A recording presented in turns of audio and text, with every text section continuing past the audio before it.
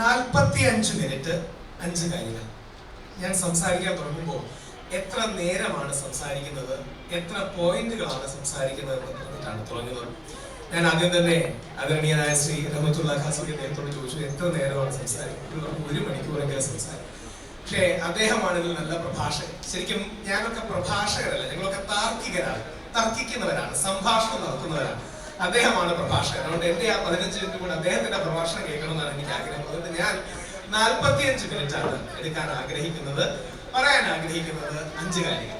ആദ്യം തന്നെ നമ്മളെല്ലാം വ്യത്യസ്ത പേരുകളിൽ വിളിക്കുന്ന പരമമായ ആ ദൈവം എന്ന സത്യത്തിന് ശക്തിക്ക് പ്രണാമം പറഞ്ഞുകൊണ്ട് ദൈവത്തിന്റെ എല്ലാ പ്രവാചകന്മാർക്കും യേശുക്രിസ്തുവിനും പ്രവാചകൻ മുഹമ്മദ് നബി സല്ലല്ലാഹു അലൈഹി വസല്ലത്തിനും വ്യത്യസ്ത മതങ്ങളിൽ നമ്മൾ വിശ്വസിക്കുന്ന വ്യത്യസ്ത പ്രവാചകന്മാർ, ഞങ്ങളൊക്കെ സ്വാമി വിവേകാനന്ദനെ ഗുരുവായി കാണുക, രാഷ്ട്രപിതാവ് മഹാത്മാഗാന്ധിയെ ആത്മീയ ഗുരുവായി കാണുന്ന വ്യക്തിയ ആ രീതിയിൽ ഈ ലോകത്ത് നന്മയുടെ സൗരഭ്യം നടത്താനുള്ള എല്ലാ പ്രവാചകന്മാർക്കും, എല്ലാ ഗുരുക്കന്മാർക്കും, എല്ലാ നല്ല മനുഷ്യർക്കും പ്രണാമം പറഞ്ഞുകൊണ്ട് ഈ വേദിയിൽ ഇരിക്കുന്ന എല്ലാ ആരാധ്യരും വളരെ ഊർജ്ജസ്വലരായ സംഘാടകർ, അവരാണ് 2 ദിവസമായിട്ട് ഇതിന്റെ പുറകെ ഇങ്ങനെ ഓടി നടക്കുകയും കോർഡിനേറ്റ് ചെയ്യുകയും ചെയ്യും.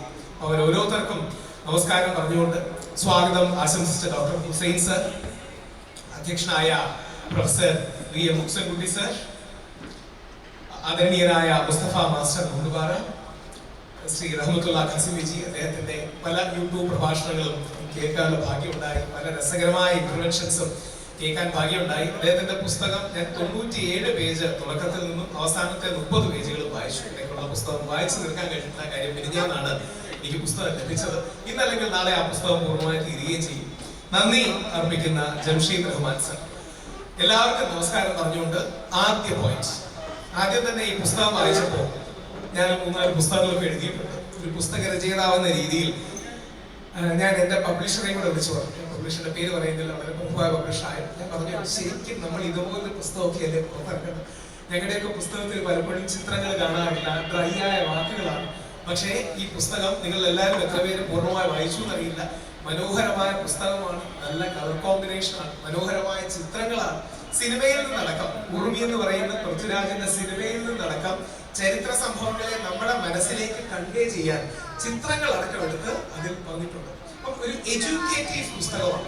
പൊതുവെ നമ്മുടെ പുസ്തകം എഴുതുന്ന ആൾക്കാര് ജനങ്ങൾ മനസ്സിലാക്കണം എന്ന് വിചാരിച്ചല്ല പലപ്പോഴും എഴുതാറുണ്ട്. അവരുടെ അറിവ് കാണിക്കാൻ വേണ്ടിയാണ് എഴുതാറ്. അതായത് ഈ റിസർച്ച് ഗ്രന്ഥം എഴുതുന്ന പോലെ ഇരിക്കും. ഡോക്ടറേറ്റ് തീസിസ് എന്നൊക്കെ പറയും. ഞാനിപ്പോ ഒരു ഡോക്ടറേറ്റ് ചെയ്യുന്ന വ്യക്തി കൂടെയാണ്. ഞങ്ങളുടെ സാറുമാരെ ഞങ്ങൾ കളിയാക്കി പറയും, ആർക്കും മനസ്സിലാവാതെ എല്ലാവരും നല്ലതെന്ന് പറയാൻ വേണ്ടിയിട്ടാണ് ഈ റിസർച്ച് പേപ്പേഴ്സ് എല്ലാം എഴുതുന്നത്. അതായത് എഴുതി കഴിയുമ്പോൾ ഒരുത്തരും മനസ്സിലാവണമെന്ന് ഉദ്ദേശം നമ്മൾ കോംപ്ലക്സ് ആയിട്ട് എഴുതും. അതിൽ നിന്ന് നേരെ വിഭിന്നമായി ഏറ്റവും സാധാരണക്കാർക്ക് പോലും മനസ്സിലാകുന്ന ഉദാഹരണങ്ങൾ വെച്ച്, അത് വിശദീകരിക്കുന്ന രീതി വെച്ച്, ചിത്രങ്ങൾ വെച്ച്, അതിന്റെ നേരത്തെ എനിക്കൊന്ന് ആദ്യം ഹുസൈൻ സാർ പറഞ്ഞതുപോലെ ഇത്രയധികം റെഫറൻസ് ഗ്രന്ഥങ്ങൾ ഞാൻ ഒരു പുസ്തകത്തിൽ കണ്ടിട്ടുണ്ട്. ഇത്രയധികം വ്യത്യസ്ത യൂണിവേഴ്സിറ്റികൾ, ഹാർവാർഡിന്റെ, സ്റ്റാൻഫോർഡിന്റെ, ഓക്സ്ഫോർഡിന്റെ വ്യത്യസ്ത പണ്ഡിതന്മാരുടെ അടക്കം ചരിത്രരേഖകളെ കോട്ട് ചെയ്ത് അതിന്റെ ചിത്രങ്ങൾ നൽകി. ഞാൻ കോർപ്പറേറ്റ് മേഖലയിൽ കൂടെ വർക്ക് ചെയ്യുന്ന വ്യക്തിയാണ്. ഞങ്ങളുടെ ഭാഷയിൽ PPT എന്ന് പറയും. അതായത് PPT എന്ന് പറഞ്ഞാൽ പവർ പോയിന്റ് പ്രസന്റേഷൻ. ആ പ്രസന്റേഷന്റെ ഭംഗി ഒരു പുസ്തകത്തിൽ കൊണ്ടുവരിക എന്ന് പറഞ്ഞാൽ വളരെ ബുദ്ധിമുട്ടാണ്. ഉദാഹരണം, ബംഗാളിലെ വരൾച്ചയെ കുറിച്ച് അദ്ദേഹം പറയുന്നു. അതിൽ ശശി തരൂരിനെ കോട്ട് ചെയ്യുന്നത്, ശശി തരൂരിന്റെ സ്പീച്ചിന്റെ ഫോട്ടോ, അതിനുശേഷം ഈ മരിച്ചവരുടെ വ്യത്യസ്ത ഫോട്ടോ. ആ ഫോട്ടോ കാണുമ്പോഴാണ് 30 ലക്ഷം മുതൽ 40 ലക്ഷം വരെ ആൾക്കാർ മരിച്ചു എന്ന് പറയുന്നതിന്റെ തീവ്രത മുമ്പ് ഞാൻ വായിച്ചിട്ടുണ്ട്. എന്നാലും ആ തീവ്രത കൂടുതൽ തോന്നുന്നത് അതിന്റെ ആ ചിത്രങ്ങൾ കാണുമ്പോഴാണ്. കഴുകന്മാർ, നമ്മുടെ ഇന്ത്യക്കാരെ എന്താ പറയുക, കടിച്ചു വലിക്കാൻ നിൽക്കുന്ന ഫോട്ടോകളൊക്കെ വളരെ എന്താ പറയുക, വേദന തോന്നുകയും മനസ്സിൽ ഒരു ഇമോഷൻ ഉണ്ടാക്കുകയും ചെയ്തു.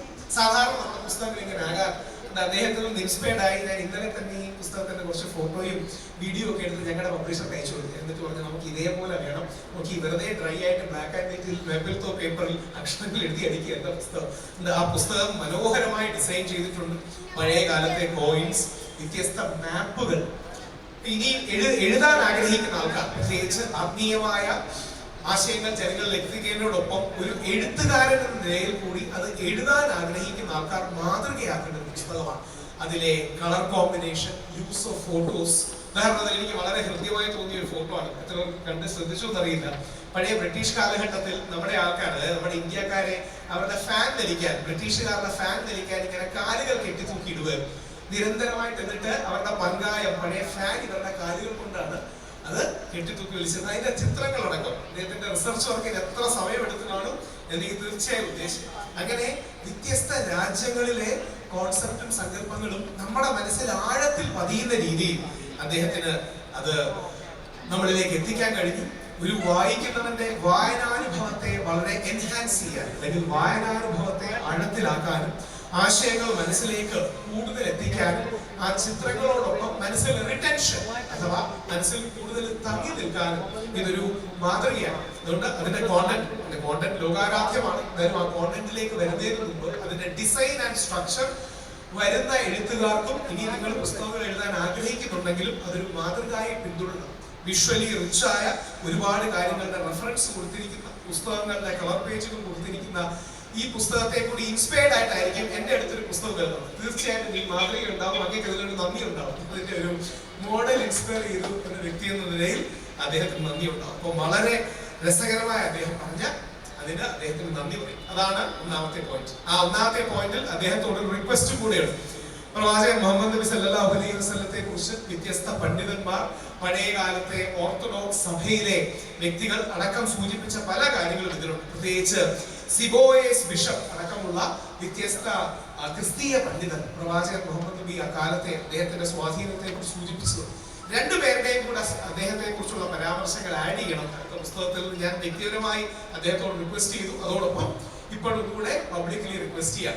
ആ രണ്ടുപേർ ഇന്ത്യയുടെ രാഷ്ട്രപിതാവായ മഹാത്മാഗാന്ധിയും നമ്മുടെ നാട്ടിൽ ജനിച്ച മതസൗഹാർദ്ദത്തിൽ വിശ്വസിച്ച ഞങ്ങളുടെ ഹിന്ദു സമൂഹത്തെ റീഡിഫൈൻ ചെയ്ത സ്വാമി വിവേകാനന്ദന്റെയും കാഴ്ചപ്പാടാണ്. മഹാത്മാഗാന്ധി പ്രവാചകനെ കുറിച്ച് പറയുന്നത്, പ്രവാചകന്റെ ജീവിതത്തെ കുറിച്ച് വായിച്ചു തീർന്നപ്പോൾ എനിക്ക് ഇനിയും വായിക്കാനില്ലല്ലോ എന്നോർത്ത് ദുഃഖം തോന്നിയതാണ്.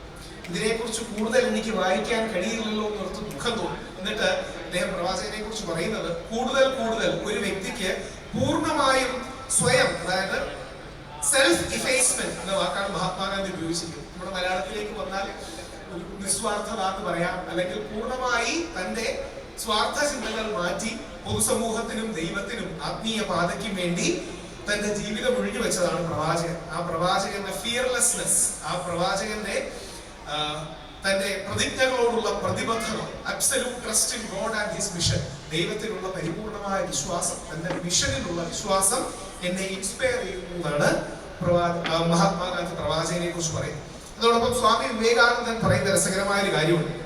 ഇവിടെ ആമുഖ പ്രഭാഷണം നടത്തിയ ശ്രീ മുസ്തഫ മാസ്റ്റർ അടക്കം സൂചിപ്പിച്ചതുപോലെ ഇന്നത്തെ കാലത്ത് പലപ്പോഴും തീവ്ര നിരീശ്വരവാദികളും തീവ്ര ഈശ്വര നിഷേധികളും ഞങ്ങളുടെ വലതുപക്ഷത്തെ നിൽക്കുന്ന ആൾക്കാർ, ഞാനൊരു വലതുപക്ഷ ആക്ടിവിസ്റ്റാണ്, പക്ഷെ ഞങ്ങളുടെ ഇടയിലുള്ള തീവ്ര സുരക്കാർ, തീവ്ര വലതുപക്ഷ ആക്ടിവിസ്റ്റുകളും പ്രവാചകൻ മുഹമ്മദിനെ കുറിച്ചൊക്കെ വളരെ മോശമായിട്ടോ തെറ്റിദ്ധാരണ ജനിപ്പിക്കുന്ന കാര്യങ്ങളോ ഒക്കെ പലപ്പോഴും പറയാം. സ്വാമി വിവേകാനന്ദനോട് ചോദിച്ചപ്പോൾ അദ്ദേഹം പറയുന്ന രസകരമായ ആ വാക്കും കൂടെ ഞാൻ വായിക്കാം. പലരും തെറ്റിദ്ധരിക്കുന്നത് ഇസ്ലാം പ്രചരിച്ചത് വാളുകൊണ്ടാണെന്നാണ്. അങ്ങനെയല്ല. പ്രോഫറ്റ് ഓഫ് കമ്പാഷൻ ആണ് പ്രോഫറ്റ് മുഹമ്മദ്. അദ്ദേഹം മാർജിനലൈസ്ഡ് ആയ ആൾക്കാരോടും ഒപ്രസ്ഡ് ആയ ആൾക്കാരോടും അദ്ദേഹം കാണിച്ച equality, brotherhood and social justice, ഇത് കാരണമാണ് ജനങ്ങൾക്ക് ഇസ്ലാം കൂടുതൽ കൃത്യമായി തോന്നിയത്. ഇത് പറയുന്നത് ഇസ്ലാം മത വിശ്വാസിയല്ല, ഇത് പറയുന്നത് വേറെ ഏതെങ്കിലും വ്യക്തിയല്ല, ഇത് പറയുന്നത് ഹിന്ദു സമൂഹത്തിൽ ജനിച്ച ഏറ്റവും വലിയ സന്യാസി വര്യന്മാരിൽ ഒരാളായ സ്വാമി വിവേകാനന്ദനാണ്. അപ്പോൾ വിവേകാനന്ദ സ്വാമികളുടെയും മഹാത്മാഗാന്ധിയുടെയും കൂടെ റഫറൻസ് അദ്ദേഹത്തിന്റെ അടുത്ത പുസ്തകമായ, ഇത് നിയോഗമാണെങ്കിൽ അടുത്തത് ധർമ്മം എന്ന പുസ്തകമാണ് അദ്ദേഹം കൊണ്ടുവരുന്നതെന്നാണ് ഞാൻ വിശ്വസിക്കുന്നത്. ആ ധർമ്മത്തിൽ അദ്ദേഹം ആഡ് ചെയ്യണമെന്നുള്ളതാണ് അദ്ദേഹത്തോടുള്ള റിക്വസ്റ്റ്. രണ്ടാമത്തെ പോയിന്റ്, ഇദ്ദേഹത്തിൽ ഏറ്റവും യൂസ് ചെയ്തിരിക്കുന്ന വാക്ക്, എനിക്ക് ഏറ്റവും ഹൃദ്യമായി തോന്നിയ വാക്ക്, ശ്രീ റഹ്മത്തുള്ളാഹി ഹസനി യൂസ് ചെയ്തിരിക്കുന്ന വാക്ക് ധർമ്മം എന്ന വാക്കാണ്. ഈ ധർമ്മം എന്നുള്ള വാക്കിന് വളരെ ഡെപ്തുള്ള മീനിങ് ഉണ്ട്. അതായത് ചില ഭാഷകളിൽ ചില വാക്കുകൾക്ക് മറ്റ് ചില ഭാഷയിലേക്ക് ട്രാൻസ്ലേറ്റ് ചെയ്യാൻ കഴിയുന്നില്ല. ഉദാഹരണം, നമ്മൾ മലയാളത്തില് പാപം എന്നൊരു വാക്ക് പറയും. പാപം എന്ന വാക്ക് എല്ലാവർക്കും പറയും. ഇംഗ്ലീഷിൽ പാപത്തിന് എന്ത് പറയും? സിൻ എന്ന് പറയും. ഇംഗ്ലീഷിൽ പുണ്യത്തിന് എന്ത് പറയും? പാപം എന്നുള്ളത് സിൻ, നമുക്കെല്ലാം അറിയാവുന്നൊരു കാര്യമാണ്. പാപം സിന്നായി പറയാം. പുണ്യം എന്ന വാക്കിനെ നമുക്ക് ഇംഗ്ലീഷിലേക്ക് എങ്ങനെ തർജ്ജിക്കാം? വേണമെങ്കിൽ റൈറ്റിയസ്നെസ് എന്നൊക്കെ പറയാം, പക്ഷെ അതല്ല പുണ്യം എന്ന വാക്കുകൊണ്ട് നമ്മൾ ഉദ്ദേശിക്കുന്നത്. ഒരു നല്ല കാര്യം ചെയ്യുമ്പോൾ ദൈവമോ അല്ലെങ്കിൽ അതീതമായ ഒരു ശക്തിയോ നമുക്ക് അതിനൊരു കണക്ക് വെക്കുമെന്നും അതിന് നിനക്ക് നന്മ നേടുമെന്നും നിനക്ക് പുണ്യം കിട്ടുമെന്നും ഒക്കെയാണ് നമ്മൾ ആ വാക്കുകൊണ്ട് ഉദ്ദേശിക്കുന്നത്. ഇംഗ്ലീഷിൽ തത്തുല്യമായി പുണ്യം എന്നൊരു വാക്ക് പലപ്പോഴും നമുക്ക് തർജ്ജിമ ചെയ്യാൻ പറ്റിക്കൊള്ളണമെന്നില്ല. അല്ലെങ്കിൽ കർമ്മ എന്ന വാക്ക് നമ്മുടെ നാട്ടിൽ യൂസ് ചെയ്യുന്ന കർമ്മം എന്നുള്ളത് ആക്ഷൻ എന്ന് നമ്മൾ റഫായിട്ട് ഇംഗ്ലീഷിലേക്ക് പറയുമെങ്കിലും ആക്ഷനെ കാട്ടി ആഴമുള്ളൊരു വാക്കാണ് കർമ്മം. അതുകൊണ്ടാണ് ഇപ്പോൾ ഇംഗ്ലീഷ് സിനിമകളൊക്കെ എടുത്തു നോക്കിയാൽ പോലും അവര് കർമ്മ എന്ന വാക്ക് കുറെയൊക്കെ ഉൾക്കൊണ്ടിട്ടുണ്ട്. ഇതിൽ തന്നെ പലപ്പോഴും യൂസ് ചെയ്യുന്ന പണ്ഡിതർ എന്ന വാക്ക്, പണ്ഡിറ്റ് എന്ന വാക്ക്. ഇംഗ്ലീഷ് ഭാഷയിൽ സ്കോളർ നമ്മൾ പറയുമെങ്കിലും സ്കോളറിനെ കാട്ടി ഗ്രേഡ് ഉള്ള ഒരു വാക്കാണ് പണ്ഡിറ്റ്. അപ്പം പലപ്പോഴും ഇംഗ്ലീഷ് ലാംഗ്വേജിന്റെ ഭാഗമായി തന്നെ പണ്ഡിറ്റ് എന്ന വാക്ക് പറഞ്ഞു. അതുപോലെ നമ്മുടെ ഭാഷ മാത്രമല്ല, ഇംഗ്ലീഷിന്റെ പോരായ്മയൊന്നുമില്ല കേട്ടോ. നമ്മുടെ ഭാഷയിൽ നമ്മുടേതായ പ്രത്യേകതകളും അവരുടെ ഭാഷയിൽ അവരുടേതായ നല്ല വാക്കുകളും ഒക്കെ ഉണ്ട്. ഇപ്പൊ ഇംഗ്ലീഷ് ഭാഷയിൽ ഇതേപോലെ നമ്മുടെ നാട്ടിലേക്ക് അതേപോലെ തത്തുല്യമായി തർജ്ജിമ ചെയ്യാൻ കഴിയാത്ത വാക്കുകളും. നമ്മുടെ ഭാഷ ഇംഗ്ലീഷിനേക്കാൾ മെച്ചമാണെന്നൊന്നും എനിക്ക് അഭിപ്രായമില്ല. ഇംഗ്ലീഷ് ഭാഷ നമ്മുടെ ഭാഷയെക്കാട്ടി മെച്ചമാണെന്ന് അഭിപ്രായം. രണ്ടും നല്ല ഭാഷകളാണ്, രണ്ടും നമ്മൾ അറിഞ്ഞിരിക്കണം. അപ്പൊ ഞാൻ ഈ അടുത്തിടയ്ക്ക് മാതൃഭൂമിയിൽ ഇരുന്നപ്പോ അഭിലാഷിന്റെ ചർച്ചയിൽ അഭിലാഷിനോട് പറഞ്ഞു, പുച്ഛം എന്നൊരു മലയാളം വാക്കുണ്ട്. പുച്ഛത്തിന് ഇംഗ്ലീഷിൽ എന്ത് പറയും? പുച്ഛം എല്ലാവർക്കും അറിയാവുന്ന ഒരു വാക്കാണ് പുച്ഛം എന്ന വാക്ക്. പെട്ടെന്ന് തർജ്ജിമ ചെയ്യാൻ ബുദ്ധിമുട്ട്. കണ്ടംപ്റ്റ് എന്നോ ഡിസ്ഡെയിൻ എന്നോ ഒക്കെ പറഞ്ഞെങ്കിൽ മലയാളികളുടെ പുച്ഛം എന്ന വാക്ക് വരും. ഞാൻ തമാശയ്ക്ക് പറഞ്ഞു, മറ്റേ ആസിഫ് അലി രമേശ് നാരായണൻ പ്രശ്നത്തില് ഞാൻ പറഞ്ഞതാണ്, ഈ നമ്മളാണ് പുച്ഛത്തിന്റെ സൂപ്പർ മാർക്കറ്റ്. അതുകൊണ്ടാണ് എല്ലാവരോടും നമുക്ക് പുച്ഛമാണ്. തത്തുല്യമായ ഒരു വാക്ക് ഇംഗ്ലീഷുകാരെ കണ്ടുപിടിക്കാത്തത്. അതുകൊണ്ടായി ഓരോ ഭാഷയിലും ഓരോ വാക്കുകളാണ് ആ രീതിയിൽ. ധർമ്മം എന്ന് പറയുന്ന ഒരു വാക്ക് നമ്മുടെ നാട്ടിൽ വളരെ പ്രധാനമാണ്. ധർമ്മം എന്ന് പറഞ്ഞാൽ ഇംഗ്ലീഷിൽ റൈറ്റിയസ്നെസ്, ശരി, സത്യം, നീതി, ഇതെല്ലാം കൂടെ ചേരുന്ന ഒരു കോംപ്ലക്സ് വാക്കാണ് ധർമ്മം, കർമ്മം പോലുള്ള വാക്കുകൾ. ഇതിൽ ഏറ്റവും അദ്ദേഹം നന്നായി ഉപയോഗിച്ചിരിക്കുന്ന വാക്കുകളിലൊന്ന് ധർമ്മ എന്ന വാക്കാണ്. റഫ്ലി നമ്മൾ നോർത്ത് ഇന്ത്യയിൽ ഹിന്ദിയിലൊക്കെ ധർമ്മത്തിന് മതം എന്ന് പറയുമെങ്കിലും ഇത് പറയുന്നതിന് യാതൊരു തെറ്റുമില്ല. സർവധർമ്മ സമഭാവന എന്നൊക്കെ പറയും. ധർമ്മം എന്ന വാക്കിന് കുറെ കൂടെ ആഴം, കുറെ കൂടെ ഡെപ്തും, അതിനൊരു ആത്മീയമായ തലമുണ്ട്, അതിനൊരു സാർവലൗകികതയുണ്ട്. എല്ലാ ജനതയും ബാധിക്കുന്ന സത്യമെന്നും ശരിയെന്നും നീതിയെന്നും യൂണിവേഴ്സൽ ആയിട്ടുള്ള ഒരു എത്തിക്സ് ഒക്കെ അർത്ഥവും. അപ്പൊ ആ ധർമ്മം പോലെയുള്ള വാക്കുകൾ അദ്ദേഹം വളരെ ഭംഗിയായിട്ട് ഈ പുസ്തകത്തിൽ ഉപയോഗിച്ചിട്ടുണ്ട്. എനിക്കതിൽ രസകരമായി തോന്നി പ്രവാചകൻ മുഹമ്മദിനെ കുറിച്ച് ഓർത്തഡോക്സ് സഭയുടെ ബിഷപ്പ് ആയിരുന്ന സീരിയോസ്, ബിഷപ്പ് ഓഫ് ബാഗ്രാറ്റുനിസ് പറയുന്ന ഒരു കോട്ടാണ്. പ്രവാചകൻ മുഹമ്മദ് നബി സല്ലല്ലാഹു അലൈഹി വസല്ലമയെ കുറിച്ച് സീരിയോസിന്റെ രേഖകളിൽ നിന്ന് അദ്ദേഹം പറയുന്നത്, അതായത് ഏകദേശം ആ നൂറ്റാണ്ടിൽ സമകാലികനോ അദ്ദേഹത്തോട് ചേർന്ന് നിൽക്കുന്ന ഒരു കാലഘട്ടത്തിലുള്ള കോട്ടാണ്. അദ്ദേഹം പറയുന്നു, എബ്രഹാമിന്റെ പുത്രനായ ഇസ്മായിലിന്റെ പുത്രപരമ്പരകളായ ഇസ്മായിലൈറ്റ്സ് അറേബ്യയിൽ താമസിച്ചു വരികയായിരുന്നു. ഇവർ പിന്നീട് ദൈവദൂതൻ എബ്രഹാമിന്റെ പുത്രനായ ഇസഹാക്ക് അല്ലെങ്കിൽ ഐസക്കിന്റെ പുത്രന്മാരായ ഹെലനിസ്റ്റിക് യഹൂദന്മാരെ പോലെ വഴികേടിലാകുകയും ചെയ്തു. പക്ഷെ അവരെ ഇസ്മായേലി പരമ്പരയിലേക്ക് ദൈവം മുഹമ്മദ് നബി സല്ലല്ലാഹു അലൈഹി വസല്ലം എന്ന മഹാവ്യക്തിയുടെ ദൈവദൂതനായി അയക്കുകയും അവിടുന്ന് ഇസ്മായിലൈറ്റ്സിനെ വീണ്ടും ദൈവമാർഗത്തിലേക്ക് തിരിച്ചു കൂട്ടുകയും ചെയ്തു. ഇത് പറയുന്നത് അവിടുത്തെ ഒരു ക്രിസ്തീയ ബിഷപ്പാണ്. അപ്പോൾ എല്ലാ മതങ്ങളിലും അന്തർലീനമായിരിക്കുന്ന പരസ്പരം നന്മയുടെയും യോജിപ്പിന്റെയും ഐക്യത്തിന്റെയും സ്പേസുകളും, എന്നാൽ എല്ലാ മതങ്ങളിലും പരസ്പര വിരോധം ഉണ്ടാക്കാനും പരസ്പരം അങ്ങോട്ടും ഇങ്ങോട്ടും അടിപിടിക്കാനും പരസ്പരം അങ്ങോട്ടും ഇങ്ങോട്ടും കുത്തിത്തിരിപ്പുണ്ടാക്കാനും പ്രശ്നങ്ങൾ ഉണ്ടാക്കാൻ ശ്രമിക്കുന്ന ആൾക്കാരും അത് ആ കാലത്തുമുണ്ട്, കഴിഞ്ഞ കാലങ്ങളിലും ഉണ്ട്, ഈ കാലങ്ങളിലും. ആധുനിക കാലത്ത് എനിക്ക് തോന്നിയ ഏറ്റവും നല്ല മാതൃകകളിൽ ഒന്നാണ് നമ്മുടെ ക്രിസ്ത്യൻ കത്തോലിക്ക വിഭാഗത്തിന്റെ തലവനായ പോപ്പ് ഫ്രാൻസിസും ദലൈലാമയും. ഞാനൊന്ന് വിദേശത്താണ്. ഈ റോഹിംഗ്യകളുടെ പ്രശ്നം വന്നപ്പോൾ അവർക്ക് വേണ്ടി ഒന്ന് രണ്ട് ദേശീയ അന്തർദേശീയ മാധ്യമങ്ങളിൽ ഇരിക്കാൻ എനിക്ക് അവസരം ഉണ്ടായി. അപ്പോ അവിടെ നോബൽ സമ്മാന ജേതാവായ ഓങ് സാൻ സൂക്കി പോലും റോഹിംഗ്യ എന്ന വാക്ക് പോലും പറയില്ല. കാര്യം പറഞ്ഞു കഴിഞ്ഞാൽ അത് അവിടെ ഈ റോഹിംഗ്യകളെ ആക്രമിക്കുന്നവരെ എതിർക്കുന്നത് പോലെയാകുമെന്ന് പറഞ്ഞ് നോബൽ സമ്മാന ജേതാവ് കൂടിയായി ഇവർ പറയുന്നില്ല. പക്ഷേ അവിടെ ചെന്ന് പോപ്പ് ഫ്രാൻസിസ് ദലൈലാമയും പറയുന്നത്, പോപ്പ് ഫ്രാൻസിസ് അവിടെ ചെന്ന് പറയുന്നത്, ഞാൻ ഇന്ന് യേശുവിന്റെ സാന്നിധ്യം ഇവിടുത്തെ റോഹിംഗ്യൻ മുസ്ലിങ്ങളിലാണ് കാണുന്നതെന്നാണ്. അല്ലെങ്കിൽ ദലൈലാമ ചെന്ന് പറയുന്നത്, ബുദ്ധന്റെ മുഖം ഞാൻ ഈ വേദനിക്കുന്ന റോഹിംഗ്യൻ മുസ്ലിങ്ങളിൽ കാണുന്നു എന്നാണ്. അപ്പൊ ലോകത്തിൽ നന്മയുള്ള എല്ലാ സമൂഹത്തിലെയും മനുഷ്യരും അവർ പരസ്പരം സമവായം സൃഷ്ടിക്കാൻ, സഹവർത്തിത്വത്തിന്റെ സാഹോദര്യത്തിന്റെ പാലങ്ങൾ സൃഷ്ടിക്കാൻ, ഒരുമയുടെയും ഐക്യത്തിന്റെയും സ്പേസ് കണ്ടെത്താൻ ഇതിനാണ് ശ്രമിക്കുന്നത്. എനിക്ക് വളരെ സന്തോഷവും ആദരവും സ്നേഹവും ശ്രീ റഹ്മത്തുള്ളാഹി ഖാസിമി അദ്ദേഹത്തെ പോലുള്ള വ്യക്തികൾ അതേപോലെ നമ്മുടെ നാട്ടിൽ പരസ്പരം ഐക്യത്തിന്റെയും യോജിപ്പിന്റെയും സ്നേഹത്തിന്റെയും സാഹോദര്യത്തിന്റെയും വഴികൾ കണ്ടെത്താൻ, സ്പേസുകൾ കണ്ടെത്താൻ, ആ യോജിപ്പിന്റെ മേഖലകൾ കണ്ടെത്താൻ ശ്രമിക്കുന്ന വ്യക്തിയാണ്. അതുകൊണ്ട് അദ്ദേഹത്തിന് ചില തീവ്രസ്വരക്കാർ അദ്ദേഹത്തിനെ മോശം പറയുമായിരുന്നു. അത് എന്റെ സമുദായത്തിൽ നിന്ന് ഞാനും കേൾക്കാറ്, നിനക്ക് മുസ്ലിം സ്നേഹം കുറച്ച് കൂടുതലാണ് എന്ന് എന്റെ സമുദായത്തിൽ നിന്ന് ഞാനും കേൾക്കാറ്.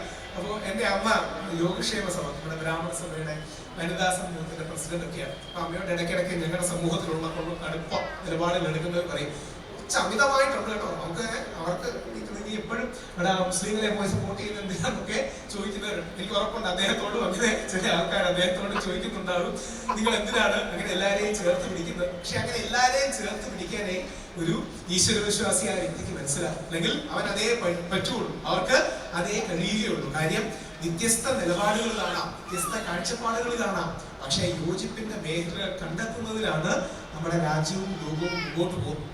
ആ അവസരത്തിലാണ് മൂന്നാം പോയിന്റിൽ അങ്ങനെ ഞാൻ ആദ്യമായി കണ്ടെത്തിയ ഒരു യോജിപ്പിന്റെയും ഐക്യത്തിന്റെയും സാഹോദര്യത്തിന്റെയും മേഖല എന്റെ 6-ാം വയസ്സിലാണ്.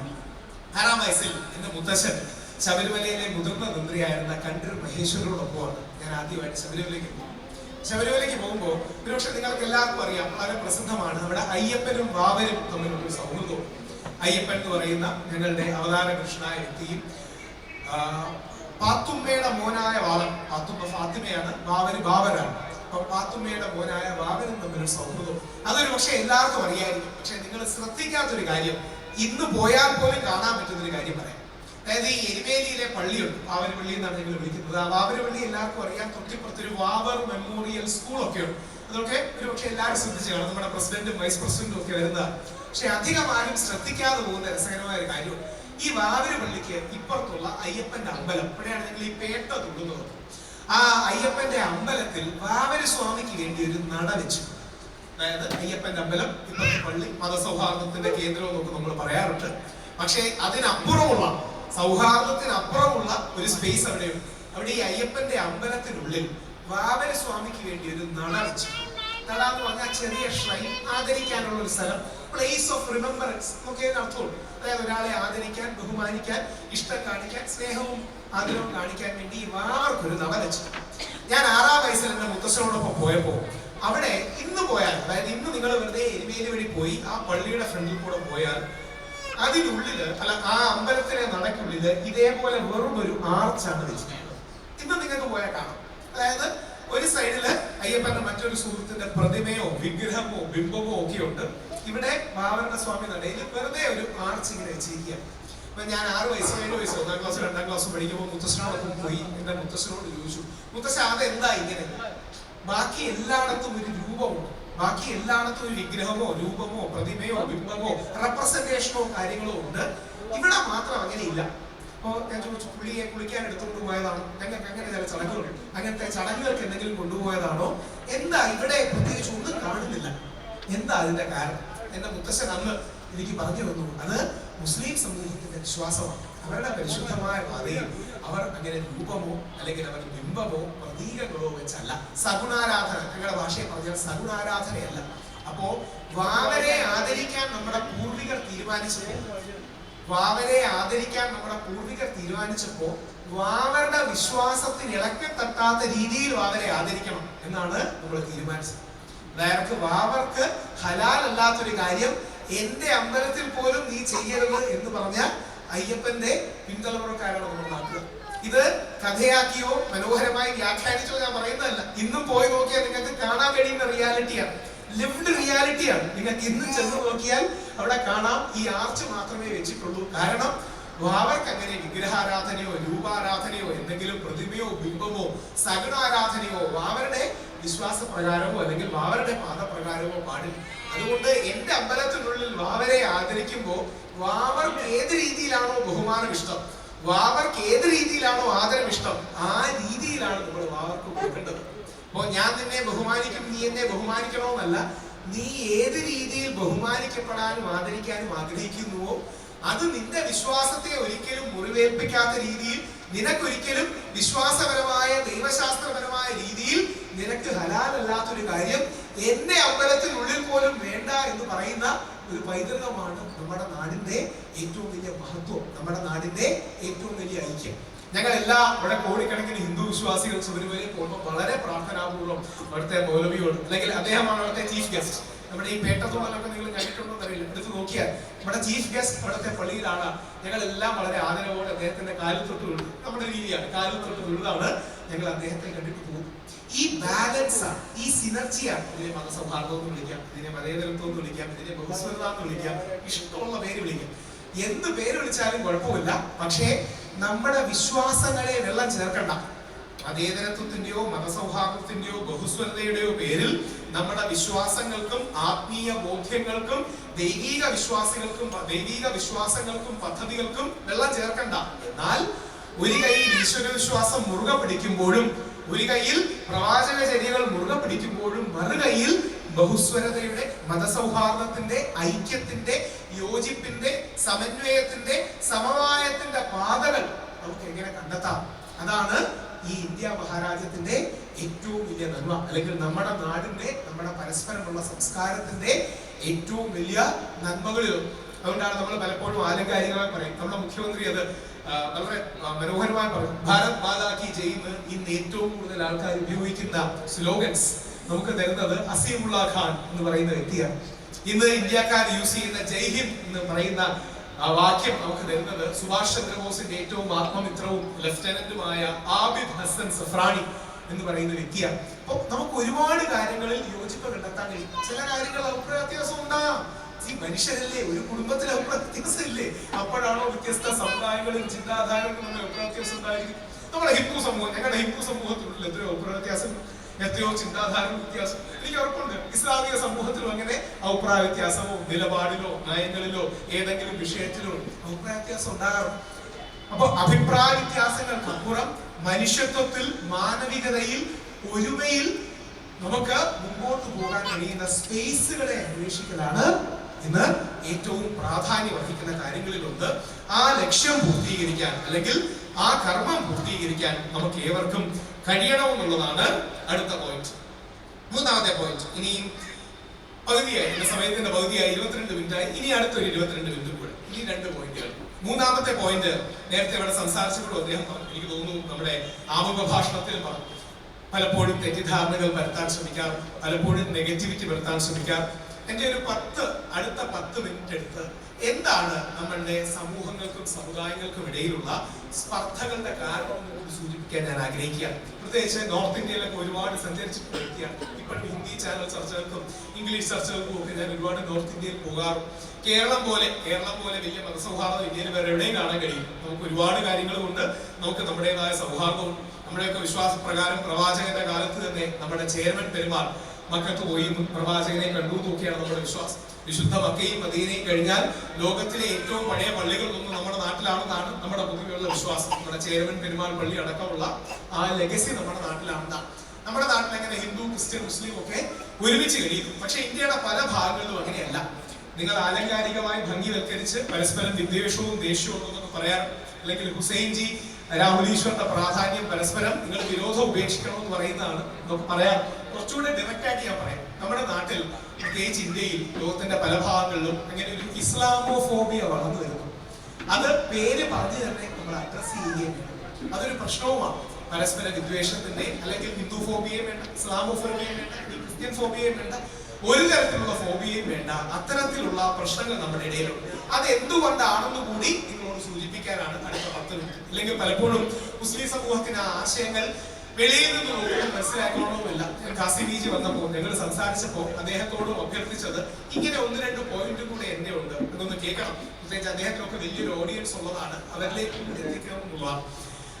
അതായത് ഹിന്ദു സമൂഹത്തിന്റെ ഒരു പ്രശ്നം എന്ന് പറഞ്ഞാൽ പലപ്പോഴും വളരെ അൺഓർഗനൈസ്ഡ് ആയിട്ടുള്ള വിഭാഗമാണ്. ഞങ്ങൾ വളരെ ശിഥിലമെന്നോ അൺഓർഗനൈസ്ഡ് എന്നോ ടൂ സ്പ്രെഡ് ആയി കിടക്കുന്ന ഒരു വിഭാഗമാണ്.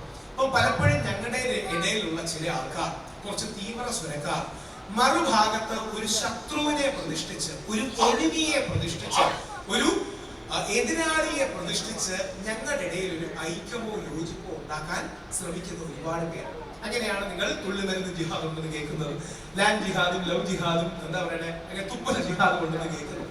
അത് ഞങ്ങളുടെ ഇടയിലുള്ള ആൾക്കാർ മറുഭാഗത്ത് ഒരു ശത്രുവിനെ നിർമ്മിക്കാൻ നോക്കുന്നതാണ്. അത് എന്തുകൊണ്ടാണെന്ന് കൂടെ നിങ്ങൾ അറിയണം. അതൊരു ചോദ്യ രൂപേണ നിങ്ങൾക്ക് മുമ്പിൽ സമർപ്പിക്കാം. അതൊരു ആശയ രൂപേണ, ചോദ്യ രൂപേണ നിങ്ങളുടെ മുമ്പിൽ സമർപ്പിക്കാം. ലോകത്തിൽ നമ്മൾ വ്യത്യസ്ത വിശ്വാസികളൊക്കെ ഉണ്ട്, ഒരുപാട് വ്യത്യസ്ത മതങ്ങളുണ്ട്. എല്ലാ മതങ്ങൾക്കും അവരുടേതായ ആരാധനാലയങ്ങളും ദേവാലയങ്ങളും ഒക്കെ ഉണ്ട്. ആഴ്ചയിൽ ഏത് ദിവസവും നമുക്ക് അമ്പലത്തിലും പള്ളിയിലും ഒക്കെ പോവാമെങ്കിലും ആഴ്ചയിൽ ഏത് ദിവസമാണ് നമ്മുടെ ക്രിസ്ത്യൻ സഹോദരങ്ങൾ അവരുടെ പള്ളികളിൽ ഒരുമിച്ച് കൂടുന്നത്, ഒരുമിച്ച് പ്രാർത്ഥിക്കുന്നത്, അവരുടെ ഇടയിലെ പാവപ്പെട്ടവരെ സഹായിക്കാം, സഹകരിക്കാം എന്നൊക്കെ നമ്മുടെ ക്രിസ്ത്യൻ സമൂഹം ആഴ്ചയിൽ ഏത് ദിവസം ഒരുമിച്ച് കൂടിയാണ് തീരുമാനിക്കാറുള്ളത്? ഏത് ദിവസമാണ്? സൺഡേ.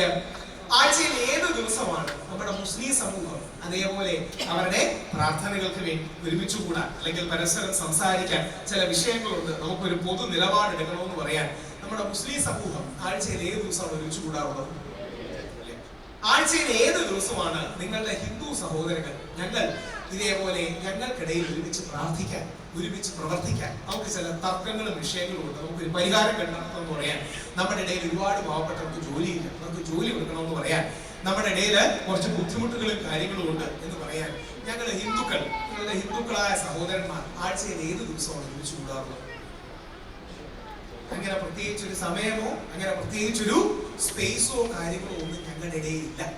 ഇതുകൊണ്ട് എന്തു പറ്റുന്നു എന്ന് പറഞ്ഞാൽ ഞങ്ങളുടെ ഇടയിലുള്ള ഹാർഡ് ലൈനേഴ്സ്, തീവ്ര സ്വരക്കാർ മറുഭാഗത്തൊരു ശത്രു ഉണ്ടെന്ന് കാണിക്കുകയും ശത്രു ഉണ്ടെന്ന് പറയുകയും ആ ശത്രുവിനെ അതിജീവിക്കാനായി നമ്മൾ ഈ വിഘടിച്ച് കിടക്കുന്ന നായർ, ഈഴവ, ബ്രാഹ്മണ, പുലയ, ധീവര, വെള്ളാള, അമ്പലവാസി, ആദിവാസി ഈ ജനവിഭാഗങ്ങൾ ഒരുമിച്ച് വരണം എന്ന നറേറ്റീവ് അല്ലെങ്കിൽ എന്ന കഥ എന്ന നിലപാടുണ്ടാക്കലാണ് ഇന്ത്യയിൽ ഇസ്ലാമോഫോബിയായി പലപ്പോഴും രൂപപ്പെടുന്നത്. ഒരുപാട് രാജ്യങ്ങളിൽ ഒരുപാട് കാര്യങ്ങളുണ്ടാണ്. പക്ഷെ ഇന്ത്യയിലെ കോണ്ടെക്സ്റ്റിൽ യഥാർത്ഥത്തിൽ ഇതാണ് ഈ ശത്രുതയായിട്ട് മറ്റും വളർന്നു വരുന്നത്. അതിന് പല പേരുകൾ കാണും, അതിന് പല ആശയങ്ങൾ കാണും, അല്ലെങ്കിൽ അതിന് പല മുഖങ്ങൾ കാണും. അതിനെ ക്രൂഡായിട്ട് നമ്മുടെ പി സി ജോർജ് സാർ പറഞ്ഞതുപോലെ തുള്ളിവരും ജിഹാദ് ഉണ്ടെന്ന് പറയുന്നവർ കാണും. അതിനെ 2 ദിവസം മുമ്പ് നമ്മുടെ ആദരണീയനായ പ്രധാനമന്ത്രി യൂണിഫോം സിവിൽ കോഡ് വേണം, യൂണിഫോം സിവിൽ കോഡ് ഇല്ലെങ്കിൽ രാജ്യത്തിൽ ഒരുമിച്ച് നിൽക്കാൻ പറ്റില്ല എന്നൊക്കെ പറയുന്നത് പോലെയാണ്. ഞാനിപ്പോ അദ്ദേഹത്തോട് പറയാം, എനിക്ക് ഏറ്റവും ഇഷ്ടമുള്ള വിഷയങ്ങളിലൊന്നാണ് യൂണിഫോം സിവിൽ കോഡ്. അതിന്റെ കൂടെ 2 മിനിറ്റ് നിങ്ങൾ അറിഞ്ഞിരിക്കണം, എന്നാലേ ആ വിഷയം എന്താണ് നാളെ വരുമ്പോൾ നിങ്ങൾക്ക് പ്രതിരോധിക്കാനാവും. ഞാനൊക്കെ വളർന്നു വരുമ്പോൾ, പ്രത്യേകിച്ച് ഞാൻ എന്ന് പറഞ്ഞാൽ ബ്രാഹ്മണ സമൂഹത്തിലെ കുട്ടിയും ഒരു ഹിന്ദു സമൂഹത്തിലെ കുട്ടിയും വളർന്നു വരുമ്പോൾ 3 കള്ളങ്ങൾ കേട്ടാണ് ഞങ്ങൾ വളരുന്നത്. ഈ കള്ളങ്ങളാണ് ഞങ്ങളുടെ രാഷ്ട്രീയ ബോധ്യങ്ങളായി പിന്നീട് തെറ്റിദ്ധരിച്ച് മാറുന്നത്. ഈ 3 കള്ളങ്ങളിലും വിശ്വസിക്കുന്ന വ്യക്തിയാണ്, അതുകൊണ്ട് ബാക്കി ആരെ കാട്ടി എനിക്ക് പറയാം. ഈ 3 കള്ളങ്ങളിലാണ് പലപ്പോഴും നമ്മുടെ നാട്ടിൽ ഈ തീവ്ര ഹിന്ദുത്വം എന്ന് വിളിക്കുന്ന, നല്ല ഹിന്ദു അല്ല, മഹാത്മാഗാന്ധി അല്ല, ഗോഡ്സേവാദം വളരുന്നത്. 3 കള്ളങ്ങളിൽ ആദ്യത്തെ കള്ളമാണ് ലോകത്തിലെ ഏറ്റവും പ്രാചീനമായ ഭാഷയാണ് സംസ്കൃതം എന്നുള്ളത്. ഈ സംസ്കൃതത്തിന് എന്തോ ബാക്കി എല്ലാത്തിനെയും കാട്ടിയും അധികാരമുണ്ട്, അവകാശമുണ്ട്, എല്ലാ ഭാഷയും സംസ്കൃതത്തിൽ നിന്നാണ് ജനിക്കുന്നത് എന്നൊരു തെറ്റിദ്ധാരണയിലാണ് ഞങ്ങൾ വളർന്നത്. ഞാൻ ഏകദേശം 10-15 വർഷത്തോളം ആ തെറ്റിദ്ധാരണയിൽ വിശ്വസിച്ചിരുന്ന വ്യക്തിയാണ്. പിന്നീട് സ്വാമി വിവേകാനന്ദനെ വായിച്ചപ്പോഴാണ് അത് മാറുന്നത്. വിവേകാനന്ദൻ കൃത്യമായി പറയുന്നു, തമിഴാണ് സംസ്കൃതത്തെക്കാൾ പ്രാചീനമായ ഭാഷ. അപ്പോ ഈ സംസ്കൃതം ഞങ്ങളിൽ നിന്നാണ് എല്ലാം ഉണ്ടായത്, ഞങ്ങളാണ് എല്ലാത്തിന്റെയും ഓണേഴ്സ്, തുടക്കക്കാരെന്ന് ഹിന്ദുക്കൾക്കും വിശിഷ്യ ബ്രാഹ്മണർക്കും ഉണ്ടാകുന്ന വലിയ തെറ്റിദ്ധാരണ ഈ സംസ്കൃതത്തിന്റെ അധീശത്വത്തിൽ നിന്ന് വരുന്ന. ഞാനങ്ങനെ ഒരുപാട് കാലം വിശ്വസിച്ചു. ഇതിനെ എതിർത്ത റോബർട്ട് ഗ്ലാഡ്വെൽ, ഞാനൊക്കെ കോളേജിൽ പഠിക്കുന്ന കാലത്ത് എന്റെ ഏറ്റവും വലിയ ശത്രു, അല്ലെങ്കിൽ അതൊക്കെ ഈ കോളേജിൽ പഠിക്കുന്നവർക്കറിയാം, അവിടുത്തെ ഗേൾ ഫ്രണ്ടിന്റെ പേരിലോ ബോയ് ഫ്രണ്ടിന്റെ പേരിലോ ഒക്കെയാണ് ഏറ്റവും കൂടുതൽ ആൾക്കാരോട് ദേഷ്യം ഉണ്ടാകും. പക്ഷെ എന്റെ കോളേജിലെ കാലത്ത് എന്റെ ഏറ്റവും വലിയ ശത്രു റോബർട്ട് ഗ്ലാഡ്വെൽ എന്ന 18ാം നൂറ്റാണ്ടിൽ ജീവിച്ചിരുന്ന ബ്രിട്ടീഷുകാരനാണ്. പുള്ളിയാണ് ആദ്യമായിട്ട് ഈ തമിഴിന് പ്രത്യേക ഒരു ലൈനേജ് ഉണ്ട്, സംസ്കൃതത്തിൽ നിന്ന് വിഭിന്നമാണെന്നൊക്കെ പറയും. ഞാൻ വിചാരിച്ചത് റോബർട്ട് ഗ്ലാഡ്വെൽ മനഃപൂർവ്വം സംസ്കൃതത്തെ താറടിക്കാൻ വേണ്ടി പറയുന്നതാണെന്നാണ്. പക്ഷെ പിന്നീട് വിവേകാനന്ദ സ്വാമി, നമ്മുടെ ശ്രീനാരായണ ഗുരുദേവൻ പറയുന്നുണ്ട്, ചട്ടമ്പി സ്വാമി പറയുന്നുണ്ട്, അപ്പോൾ സംസ്കൃതമല്ല, തമിഴാണ് സംസ്കൃതത്തെക്കാൾ പഴയ ഭാഷ, തമിഴിനേക്കാൾ പഴയ ഈജിപ്ഷ്യൻ അടക്കമുള്ള പല ഭാഷകളും ഈ ലോകത്തുണ്ട്. അപ്പൊ ഈ ഒരു കള്ളത്തിൽ നിന്ന് ഞങ്ങൾ വിശ്വസിക്കുന്നത് എല്ലാം നമ്മളിൽ നിന്നാണ് വരുന്നത് എന്നൊരു ധാരണയാണ്. രണ്ടാമത്തെ ഏറ്റവും വലിയ കള്ളങ്ങളിൽ ഒന്നാണ് റിസർവേഷൻ.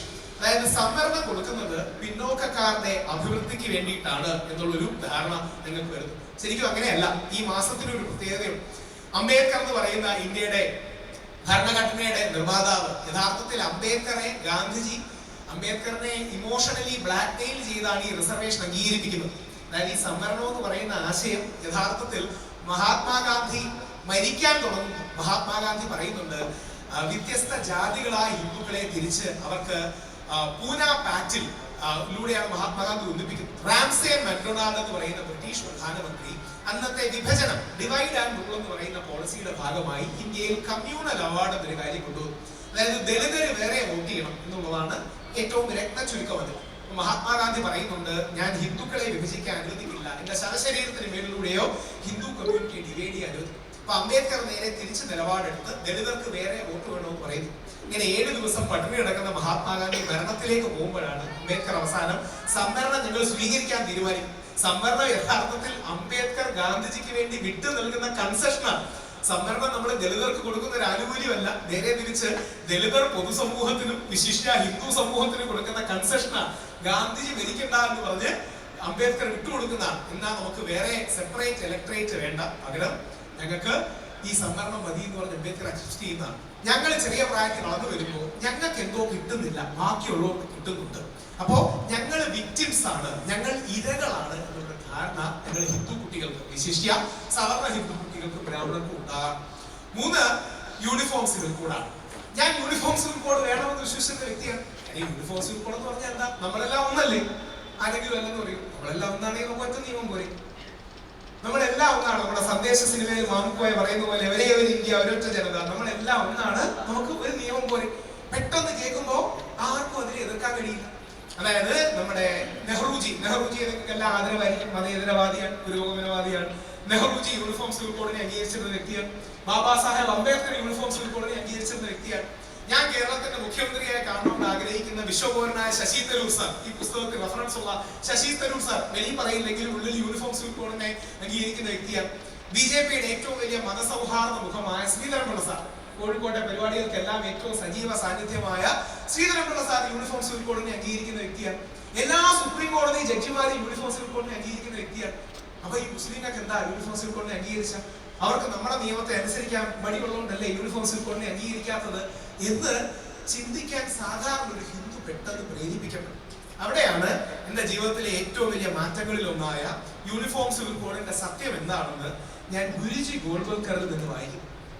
ഗുരുജി ഗോൾവൽക്കർ എന്ന് പറഞ്ഞാൽ RSSന്റെ BJPയുടെ ഏറ്റവും വലിയ സൈദ്ധാന്തിക ആചാര്യനാണ്. ഒരു കാലത്ത് ക്രിസ്ത്യാനികളും മുസ്ലിങ്ങളും കമ്മ്യൂണിസ്റ്റുകാരും നമ്മുടെ ശത്രുക്കളാണ് എന്ന് എഴുതി വെച്ച ആളാണ്. ചുമ്മാ പ്രഭാഷണത്തിൽ പറയുകയൊന്നുമല്ല. ക്രിസ്ത്യാനികളും മുസ്ലിങ്ങളും കമ്മ്യൂണിസ്റ്റുകാരും നമ്മുടെ ശത്രുക്കളാണെന്ന് പുസ്തകത്തിൽ എഴുതി വെച്ച വ്യക്തിയാണ് ഈ ഗുരുജി ഗോൾവൽക്കർ. പക്ഷെ ഒരാൾക്ക് നന്നായി കൂടി കാലം ആരെയും നന്നാക്കുന്ന മഹത്തരമായ ശക്തി ആയതുകൊണ്ട് ഗുരുജി ഗോൾവൽക്കർ ആദ്യകാലത്തെ തീവ്ര നിലപാടുകളൊക്കെ ഉപേക്ഷിച്ച് GD സവർക്കർ, VD സവർക്കർ അല്ല, GD സവർക്കറിന്റെ തീവ്ര നിലപാടുകളിൽ ഇൻഫ്ലുവൻസ്ഡ് ആയിട്ടാണ് RSSന്റെ ഈ സർസംഘചാലക് എക്സ്ട്രീം തീവ്ര പൊസിഷൻസ് എടുത്തു. അതൊക്കെ വിട്ട് പുള്ളി ഒരു ഗാന്ധിയൻ മധ്യമാർഗത്തിലോട്ട് വരുന്നു. എന്നിട്ട് ഗുരുജി ഗോൾവൽക്കർ പറയുന്നുണ്ട് യൂണിഫോം സിവിൽ കോഡിന്റെ പ്രശ്നം എന്താണ്. ഗുരുജി ഗോൾവൽക്കറിന്റെ ഒരു പ്രത്യേകതയും കൂടെ ഉണ്ട്. നരേന്ദ്രമോദിയുടെ ജീവിതത്തിൽ വിവേകാനന്ദൻ കഴിഞ്ഞാൽ ഏറ്റവും വലിയ സ്വാധീനം ഗുരുജി ഗോൾവൽക്കറാണ്. നമ്മുടെ മുൻ പ്രധാനമന്ത്രിയായിരുന്ന അടൽ ബിഹാരി വാജ്പേയി ഗുരുജി ഗോൾവൽക്കർ ഇരിക്കുന്ന മുറിയിൽ ഇരിക്കുക പോലും ഇല്ലായിരുന്നു. അതായത് ഗുരുജി ഗോൾവൽക്കർ ഒരു മുറിയിൽ ഇരിക്കുകയാണെങ്കിൽ വാജ്പേയി അവിടെ ഇരിക്കുക പോലും ഇല്ല, എണീച്ച് നിൽക്കുകയുള്ളൂ. അത്ര വലിയ പ്രാധാന്യം ഗുരുജി ഗോൾവൽക്കറോട് 1970-71 കാലഘട്ടത്തിൽ RSSന്റെ ഏറ്റവും വലിയ ഇന്റലക്ച്വലായ KR മൽഖാനി യൂണിഫോം സിവിൽ കോഡിനെ ചോദിക്കുന്നു. ആ ഓരോ വരിയും ഓരോ മുസ്ലിമും കേട്ടിരിക്കേണ്ടതാണ്. ഒരു മുസ്ലിം സമൂഹത്തിലെ നേതാവും പറയാത്ത ക്ലാരിറ്റിയോടുകൂടി ഇന്നേ വരെ ഒരു മുസ്ലിം സംഘടന എതിർക്കാത്ത ശക്തിയോടുകൂടി Guruji Golwalkar uniform civil code എന്താണെന്ന് പറയുന്നു. ഗുരുജി ഗോൾവൽക്കർ പറയുന്നു, ഇന്ത്യക്ക് വേണ്ടത് യൂണിഫോം സിവിൽ കോഡ് അല്ല, ഇന്ത്യക്ക് യഥാർത്ഥത്തിൽ ഇല്ലാത്തത് ഹിന്ദു മുസ്ലിം സാഹോദര്യമാണ്. അപ്പൊ ഇത് കേൾക്കുമ്പോൾ മൽക്കാനി അത്ഭുതപ്പെടുക. RSS വളരെ BJPയുടെ സ്ഥാപക നേതാക്കളിൽ ഒരാളാണ്. മൽക്കാനി ചോദിക്കുന്നു, ഗുരുജി നമ്മൾ ഒരു ജനതയല്ലേ, നമുക്ക് നമ്മളെല്ലാം ഒന്നല്ലേ, നമുക്ക് പിന്നെ വേറെ നിയമങ്ങൾ എന്തിനാണ്? ഗുരുജി ഗോൾവൽക്കർ പറയുകയാണ്, യൂണിഫോർമിറ്റിയും യൂണിറ്റിയും രണ്ട് കാര്യങ്ങളാണ്. ഏകശിലാത്മകതയും ഐക്യവും രണ്ടും രണ്ടാണ്. നമ്മളെല്ലാം ഒന്നാണ് എന്നല്ല, നമ്മളെല്ലാം ഒരുമിച്ചാണ് എന്നുള്ളതാണ് സത്യം.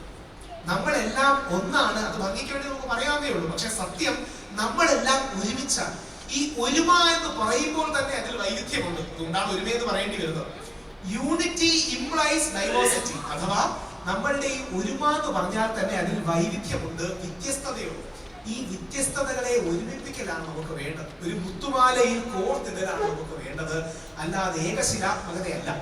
അങ്ങനെ ഒരു കാഴ്ചപ്പാട് എവിടെ നിന്നും കേൾക്കാത്ത RSSന്റെ ചരിത്രത്തിലെ ഏറ്റവും ഇന്റലക്ച്വലായ KR മൽക്കാനി ചോദിക്കുന്നു, അത് ഗുരുജി പക്ഷെ നമ്മുടെ ഭരണഘടനയിലൊക്കെ ഉണ്ടല്ലോ, നമ്മുടെ ഭരണഘടനയിൽ എഴുതി വെച്ചിട്ടുണ്ട്, എല്ലാ പണ്ഡിതന്മാരും അങ്ങനെ പറയുന്നുണ്ട്. ഗുരുജി പറയുന്നുണ്ട്, അത് ഒരു ഉൾക്കാഴ്ചയുടെ പ്രശ്നമാണ്, അതൊരു ഉൾക്കാഴ്ചയുടെ പ്രശ്നമാണ്. നമ്മുടെ ഇടയിൽ ഹിന്ദുക്കളുടെ ഇടയിൽ ചില ആൾക്കാർക്ക് മുസ്ലിങ്ങൾ 4 കല്യാണം കഴിച്ച് അവർക്ക് കുട്ടികൾ കൂടുന്നു എന്ന തെറ്റിദ്ധാരണയുണ്ട്. ഈ തെറ്റിദ്ധാരണ കാരണമാണ് യൂണിഫോം സിവിൽ കോഡ് വേണമെന്ന് പറയുന്നത്. ഇത് യഥാർത്ഥത്തിൽ ഹിന്ദിയിൽ പറഞ്ഞിട്ട് ഞാൻ മലയാളത്തിൽ പറയാം, കൃത്യവാക്കുകളാണ്. ഏകരൂപത രാഷ്ട്രോം കെ വിനാശ് കെ കാരൺ ഹെ. ഈ ഏകശിലാത്മകത, യൂണിഫോമിറ്റി ഇന്ത്യ മഹാരാജ്യത്തെ നശിപ്പിക്കുകയാണ് യഥാർത്ഥത്തിൽ ചെയ്യുന്നത്. അപ്പോ നെഹ്റുജിയേക്കാൾ അല്ലെങ്കിൽ അംബേദ്കർജിയേക്കാൾ ശശി തരൂർ സാറിനേക്കാൾ ശ്രീധരൻപിള്ള സാറിനേക്കാൾ ഇന്നുള്ള എല്ലാ മുസ്ലിം സംഘടനയേക്കാൾ ഏറ്റവും ശക്തമായ രീതിയിൽ അതിനെ എതിർക്കുന്നത് ഗുരുജി ഗോൾവാൾക്കറാണ്. ആ ആശയത്തിൽ നിന്നുകൊണ്ട് പല ആൾക്കാരും, പ്രത്യേകിച്ച് കോൺഗ്രസ്സുകാരോട് ചോദിച്ചാൽ പറയും യൂണിഫോം സിവിൽ കോഡൊക്കെ ആശയം നല്ലതാണ്, പക്ഷെ നടപ്പാക്കാൻ കുറച്ച് ബുദ്ധിമുട്ടാണ് എന്നാണ് അവർ പറയുക. അങ്ങനെയല്ല, യൂണിഫോം സിവിൽ കോഡ് എന്ന ആശയം തെറ്റാണ്, ആ അടിസ്ഥാനപരമായ ആശയം തെറ്റാണ് എന്ന് പറയാൻ ഗുരുജി ഗോൾവാൾക്കർക്കാണ് കഴിയും. അതുകൊണ്ട് അതുപോലത്തുള്ള ആൾക്കാരെ പഠിക്കുകയും, നേരത്തെ ഹസീബിജി പറയുണ്ടായി, അദ്ദേഹം സംഘികൾ എന്ന വാക്ക് ഉപയോഗിക്കാറില്ല. ആരെയും മോശമായി പറയാം, എല്ലാവർക്കും തെറ്റായ നിലപാട് കാണാം, ശരിയായ നിലപാട് കാണാം. അതുകൊണ്ട് ഈ കാലത്ത് മുസ്ലിം സമൂഹത്തിന് മുമ്പിലുള്ള വലിയൊരു രാഷ്ട്രീയ സാമൂഹിക ദൗത്യം, എനിക്ക് വെളിയിൽ പോകുന്നതുകൊണ്ട് എനിക്ക് വളരെ ക്ലിയറാണ്, ഒരു രാഷ്ട്രീയ സാമൂഹിക ദൗത്യം നമ്മുടെ സംഘ സഹോദരങ്ങളെയും RSSകാരെയും BJPക്കാരെയും ഗുരുജി ഗോൾവാൾക്കറുടെയും നിലപാട് പഠിപ്പിക്കലാണ്. 99% RSSകാർക്കും BJPക്കാർക്കും ഈ വിഷയം അറിയില്ല എന്നുള്ളത് എനിക്ക് നേരിട്ട് അറിയാവുന്ന കാര്യമാണ്. ഞാനും ഇപ്പോഴത്തെ BJP പ്രസിഡന്റായ ശ്രീ സുരേന്ദ്രൻജിയും കൂടെ മാതൃഭൂമിയിൽ മഞ്ജുഷിന്റെ ചർച്ചയിൽ ഇരുന്നപ്പോൾ ഗുരുജി ഗോൾവാൾക്കറുടെ നിലപാടെല്ലാം പറയുന്നു. ഇത് കഴിഞ്ഞ് സുരേന്ദ്രൻജി ഇറങ്ങിയപ്പോൾ എന്നോട് ചോദിക്കുകയാണ്, ശരിക്കും ഗുരുജി അങ്ങനെയൊക്കെ പറഞ്ഞിട്ടുണ്ടായിരുന്നു? ആരുടെയും കുറ്റമല്ല, കാരണം ഞങ്ങൾ ഹിന്ദുക്കളുടെ ഇടയിൽ ഈ വെള്ളിയാഴ്ചയോ ഞായറാഴ്ചയോ ഉള്ളതുപോലെ ഞങ്ങൾക്കൊരു ശനിയാഴ്ച പരസ്പരം മിണ്ടാനും പറയാനുമുള്ള സത്സംഗവും കാര്യങ്ങളും ഇല്ല. ഇനി ഒരു വരി കൂടെ പറഞ്ഞു എന്റെ അവസാന പോയിന്റിലേക്ക് പോകാം. എനിക്കിനി ഏകദേശം 9 മിനിറ്റ് ഉണ്ട്. അതായത് ശബരിമല വിഷയവും നിങ്ങൾ കേൾക്കുക, അത് നിങ്ങളുമായി ബന്ധപ്പെട്ടാണ്. ശബരിമല വിഷയം മുസ്ലിങ്ങളുമായി ബന്ധപ്പെട്ട കൂടിയാണ്, അത് നിങ്ങൾ അറിഞ്ഞിരിക്കണം. അതായത് ശബരിമലയിൽ എല്ലാ വർഷവും 5 ലക്ഷത്തോളം സ്ത്രീകളാണ് വരുന്നത്. ശബരിമലയിൽ എല്ലാ വർഷവും കോടിക്കണക്കിന് ആൾക്കാർ വരുന്നുണ്ട്, അതിൽ 5 ലക്ഷത്തോളം സ്ത്രീകൾ വരുന്നു. ശബരിമല പ്രക്ഷോഭത്തിന് വേണ്ടി ആദ്യം അറസ്റ്റിലായത് എന്റെ 83 വയസ്സായ മുത്തശ്ശി ദേവകി അന്തർജനമാണ്. 2ാമത് അറസ്റ്റിലാവുന്നത് എന്റെ അമ്മ മല്ലികാനമ്പൂതിരിയാണ്. 3ാമതാണ് ഞാനും പ്രയാഗ് ഗോപാലകൃഷ്ണൻ സാർ, ഒന്ന് കോൺഗ്രസിന്റെ നേതാവാണ്, അദ്ദേഹം നമ്മുടെ ദേവസ്വം ബോർഡ് പ്രസിഡന്റ് ഒക്കെയാണ്. ഞങ്ങളെയാണ് അറസ്റ്റ് ചെയ്തത്. ശബരിമലയിൽ ലക്ഷക്കണക്കിന് സ്ത്രീകൾ വരുന്നുണ്ട്, പക്ഷേ പ്രായ നിയന്ത്രണമുണ്ട്. ഇത് ശരിയെന്ന് വിശ്വസിക്കാം, തെറ്റെന്ന് വിശ്വസിക്കാം. കമ്മ്യൂണിസ്റ്റുകാരെ, ലെഫ്റ്റ് ലിബറൽസിനെ ഇത് ശരിയാണെന്ന് വിശ്വസിപ്പിക്കാനൊന്നും പറ്റില്ല, അത് വിശ്വസിക്കണ്ട. പക്ഷേ ഈ വിഷയത്തെ സുപ്രീം കോടതിയിലെ ചീഫ് ജസ്റ്റിസ് ആയിരുന്ന ദീപക് മിശ്രാജി അദ്ദേഹം ചെയ്തത്, ഹിന്ദു സ്ത്രീകൾക്ക് വേണ്ടി ഞങ്ങൾ എന്തോ വലിയ ത്യാഗം ചെയ്ത് ശബരിമലയിൽ സ്ത്രീകളെ കയറ്റുകയാണ്, എന്നിട്ട് അടുത്ത പടിയാണ് അതിനുവേണ്ടിയാണ് ചെയ്യുന്നത്, എന്നിട്ട് ഇനി നമുക്ക് മുസ്ലിം സ്ത്രീകളെ രക്ഷിക്കാനായിട്ട് യൂണിഫോം സിവിൽ കോഡ് കൊണ്ടുവരാം. ഈ പാലം ഉണ്ടാകാൻ വേണ്ടിയാണ് ഇത് ചെയ്തത്. ഇത് രാഹുൽ ഈശ്വർ ആലോചിച്ച് പറയുന്നൊന്നുമല്ല. ഇപ്പം പോലും സുബ്രഹ്മണ്യ സ്വാമി അടക്കമുള്ള കുറച്ച് തീവ്ര വലത് എന്ന് വിളിക്കുന്ന സ്പേസിൽ നിൽക്കുന്ന ആൾക്കാർ പറഞ്ഞ കാര്യങ്ങൾ അതേപോലെ നിങ്ങൾക്ക് കാണാം. ശബരിമലയിലെ വിശ്വാസം കൊള്ളൂല. സുബ്രഹ്മണ്യ സ്വാമി പറയാണ്, തമിഴ് ബ്രാഹ്മണൻ കൂടിയാണ് പുള്ളി പറയാണ്, ഈ ശബരിമലയിലെ വിശ്വാസത്തിനൊന്നും വലിയ കാര്യമൊന്നുമില്ല, ശബരിമലയിൽ എങ്ങനെയെങ്കിലും നമുക്ക് സ്ത്രീകളെ കയറ്റണം, എന്നിട്ട് യൂണിഫോം സിവിൽ കോഡ് നടപ്പാക്കണം. അതായത് യഥാർത്ഥത്തിൽ ഇവിടെ ഇറങ്ങി അവിടെ കൊള്ളിക്കാൻ നോക്കുകയാണ്. അവിടെയാണ് ശബരിമല കേസിൽ എന്റെ വിശ്വാസം, എന്റെ ദൈവമായ അല്ലെങ്കിൽ ദേവതയായ അവതാര കൃഷ്ണനായ അയ്യപ്പൻ ഇന്ത്യയിലെ എല്ലാ മതങ്ങൾക്കും ഏറ്റവും വലിയ പ്രതിരോധ കവചമായി നിൽക്കുകയും ആർട്ടിക്കിൾ 25, അതാണ് ഈ വിശ്വാസ സ്വാതന്ത്ര്യം, ഈ വിശ്വാസ സ്വാതന്ത്ര്യത്തിന്റെ വലിയൊരു പരിചയമായിട്ട് നിൽക്കുന്നു എന്നുള്ളതാണ്. ശബരിമല യുവതിയെ കയറ്റുന്നവരോ, നിങ്ങളുടെ മുസ്ലിം പള്ളികളെ കുറിച്ച് പറയുന്നവരോ, വഖഫ് ബോർഡിന്റെ നിയമം മാറ്റുന്നവരോ, നിങ്ങൾക്ക് നന്മ ചെയ്യാൻ ഉദ്ദേശിക്കുന്നവരല്ല, ഞങ്ങൾക്ക് നന്മ ചെയ്യാൻ ഉദ്ദേശിക്കുന്നവരല്ല. അടിസ്ഥാനപരമായി അപ്പുറത്ത് എപ്പോഴും ഒരു ചെറിയ പ്രശ്നം വേണം, ചെറിയൊരു ടെൻഷൻ നമ്മുടെ ഇടയിൽ നിന്നാലേ നമുക്ക് ആ ഫൈറ്റിന്റെ സ്പിരിറ്റ് ഉള്ളൂ. ഈ കൊച്ചുപിള്ളേരുടെ കൊച്ചുകുട്ടികളെ ആഹാരം കഴിക്കാൻ നമ്മൾ പറയില്ലേ, മോനെ എളുപ്പം ആഹാരം കഴിച്ചില്ലെങ്കിൽ ആരെങ്കിലും തട്ടിക്കൊണ്ടുപോകും. അതേപോലെ ചെറിയൊരു ഫൈറ്റിന്റെ സ്പേസ് ഉണ്ടാക്കാൻ വേണ്ടി പറയുന്നത് മാത്രമാണ്. ഇത് എനിക്ക് ഇത്രയും ബോധ്യത്തോടെ പറയാൻ കഴിയുന്നത് ഞാൻ എന്റെ ജീവിതത്തിലെ 18 വർഷം ഈ കേസിന് വേണ്ടി കളഞ്ഞതാണ്. എന്റെ ജീവിതത്തിലെ 18 വർഷം ഈ കേസിന്റെ പുറകെ ഞാൻ മാത്രം സുപ്രീം കോടതി ഈ കേസിന് വരുന്ന പല അവസരങ്ങളും ഉണ്ടായിരുന്നു. അന്ന് ഈ സാമൂഹിക സംഘടനകളോ രാഷ്ട്രീയ പ്രസ്ഥാനങ്ങളോ ഒന്നുമില്ല. എന്റെ മുത്തശ്ശന്റെ ഈ കേസ് ഏൽപ്പിച്ചപ്പോൾ ഞാൻ മാത്രമേ അവിടെ പോയിരുന്ന് ഡൽഹിയിൽ സ്വന്തം കാശില് ഫ്ലൈറ്റ് കയറി പോയി തിരിച്ചു വന്ന അവസരങ്ങളുണ്ട്. അപ്പൊ എനിക്കതിന്റെ കൺവിക്ഷനോട് അപ്പൊ ഞങ്ങൾക്ക് ഇത് സംഭവിക്കുന്നത്, പ്രത്യേകിച്ച് അതും കൂടെ നിങ്ങൾ അറിഞ്ഞിരിക്കണം, ഞങ്ങൾ ഹിന്ദു സമൂഹത്തിന് സംഭവിക്കുന്നത്, ഞങ്ങളുടെ ഇടയിൽ മുസ്ലിങ്ങൾക്ക് വെള്ളിയാഴ്ചയും ക്രിസ്ത്യാനികൾക്ക് ഞായറാഴ്ചയും ഉള്ളതുപോലെ ഞങ്ങൾക്കൊരു ശനിയാഴ്ച സത്സംഗമോ യോജിപ്പോ പഠനമോ കാര്യങ്ങളോ ഒന്നും ഇല്ലാത്തതുകൊണ്ടാണ്. ഈ തിരിച്ചറിവ് പലപ്പോഴും ഞങ്ങളുടെ സമുദായത്തിന് കൊടുക്കാനാണ് ഞാനൊക്കെ ശ്രമിച്ചുകൊണ്ടിരിക്കുന്നത്. ക്രിസ്ത്യൻ സമൂഹത്തിന് ഞായറാഴ്ച എന്ന പോലെ, മുസ്ലിം സമൂഹത്തിന് വെള്ളിയാഴ്ച എന്ന പോലെ, ഹിന്ദു സമൂഹത്തിന് ശനിയാഴ്ച വൈകിട്ട് സത്സംഗങ്ങൾ കൊണ്ടുവരാനാണ് ഞാൻ അടക്കമുള്ള ആൾക്കാർ ശ്രമിക്കുന്നത്. അവസാന പോയിന്റ്, അവസാന 7 മിനിറ്റ്. ഈ ആത്മീയതയൊക്കെ പറഞ്ഞ എന്തെങ്കിലും ഗുണമോ? ഈ നിരീശ്വരവാദികൾ നമ്മളോട് ചോദിക്കാറുണ്ട്, ഈ ഖുറാനൊക്കെ പഠിച്ചിട്ട്, ബൈബിളൊക്കെ പഠിച്ചിട്ട്, ഗീതയോ വേദങ്ങളോ ഒക്കെ പഠിച്ചിട്ട് എന്തെങ്കിലും ഗുണമോ? വിശ്വാസികൾ ഗുണമുണ്ടെന്ന് പറയും. ഇതൊക്കെ ഒരു വിശ്വാസം മാത്രമല്ലേ. 2 പഠന റിപ്പോർട്ടുകളും കൂടെ കൂട്ടി എഴുതി അവസാനിപ്പിക്കാം. അത് രണ്ടും വിശ്വാസികളുടെ അല്ല, പഠനങ്ങളാണ്. ഒന്ന് കേരളത്തിന്റെ DGP ആയിരുന്ന ഡോക്ടർ സിബി മാത്യൂസ് മഹാത്മാഗാന്ധി യൂണിവേഴ്സിറ്റിയിൽ നടത്തിയ പഠനം DC ബുക്സുകാർ പ്രസിദ്ധീകരിച്ചിട്ടുണ്ട്. പുസ്തകത്തിന്റെ പേര് മലയാളി ഇങ്ങനെ മരിക്കണം. ഓർക്കുക, പറയുന്നത് രാഹുൽ ഈശ്വർ എന്ന സാധാരണക്കാരനല്ല, പോലീസിന്റെ DGP ആയ, വിവരാവകാശ കമ്മീഷണറായ, കേരളത്തിലെ ഏറ്റവും പ്രമുഖ പോലീസുകാരനായ ഡോക്ടർ സിബി മാത്യൂസ് കേരളത്തിലെ ആത്മഹത്യകളെ കുറിച്ച് പഠിച്ചിട്ട്, പ്രത്യേകിച്ച് മുസ്ലിം സമൂഹം ശ്രദ്ധിക്കേണ്ട ഒരു കാര്യം കൂടെയുണ്ട്. അദ്ദേഹം പറയുന്നുണ്ട്, കേരളത്തിലെ 55% ഹിന്ദുക്കളിൽ 80% ആത്മഹത്യ നടക്കുന്നു. കേരളത്തിലെ 18-20% ക്രിസ്ത്യാനികളിൽ 12% ആത്മഹത്യകൾ നടക്കുന്നു. എന്നാൽ കേരളത്തിലെ 27% മുസ്ലിങ്ങളിൽ 8% മാത്രമാണ് ആത്മഹത്യ.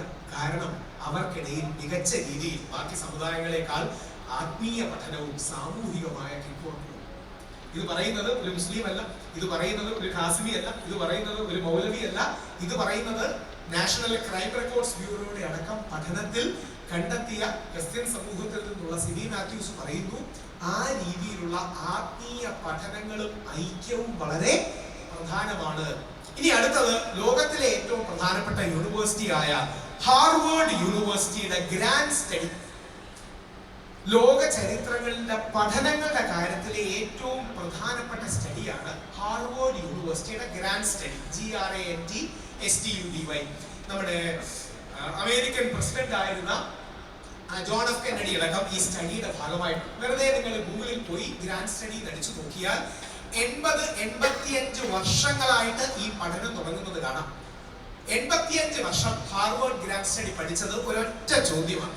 ആ ചോദ്യം ഇതാണ്: മനുഷ്യ ജീവിതത്തിൽ ആരോഗ്യവും സന്തോഷവും നൽകുന്നത് എന്താണ്? മനുഷ്യ ജീവിതത്തിൽ ആരോഗ്യവും സന്തോഷവും നൽകുന്നത് എന്താണ്? ഇതാണ് 85 വർഷം നടത്തിയ പഠനം. 1-2 അല്ല, 10-30 പേരിലല്ല, 85 വർഷമായിട്ട് നടത്തിയ പഠനത്തിന്റെ കൺക്ലൂഷൻ എന്താണെന്ന് കൂടെ പറയാം.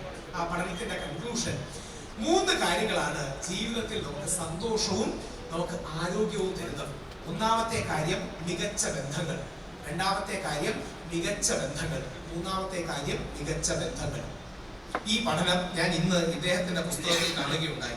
ആ പുസ്തകത്തിൽ പേജ് നമ്പർ 158, 189 പ്രവാചകൻ മുഹമ്മദിനെ കൂട്ടി അദ്ദേഹം പറയുന്നുണ്ട്: കുട്ടികളോടും മുതിർന്നവരോടും കരുണ കാണിക്കണമെന്നും ശക്തമായ കുടുംബ സാമൂഹിക ബന്ധങ്ങൾ ഉറപ്പാക്കണമെന്നും ദൈവദൂതൻ പ്രവാചകൻ മുഹമ്മദ് നബി സല്ലല്ലാഹു അലൈഹി വസല്ലം തന്റെ അനുയായികളെ നിരന്തരം ഉണർത്തിയിരുന്നു.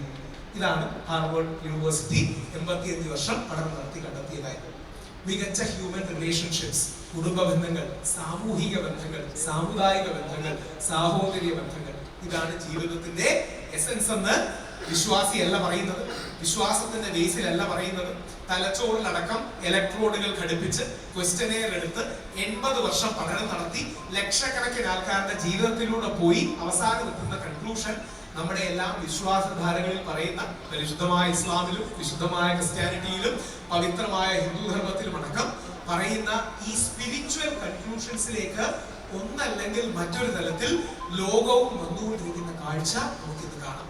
അവിടെയാണ് നമുക്ക് ആത്മീയതയുടെയും ശാസ്ത്രത്തിന്റെയും യോജിക്കാൻ കഴിയുന്ന മേഖലകളിൽ ഒരു സമന്വയം ആവശ്യമാണ്.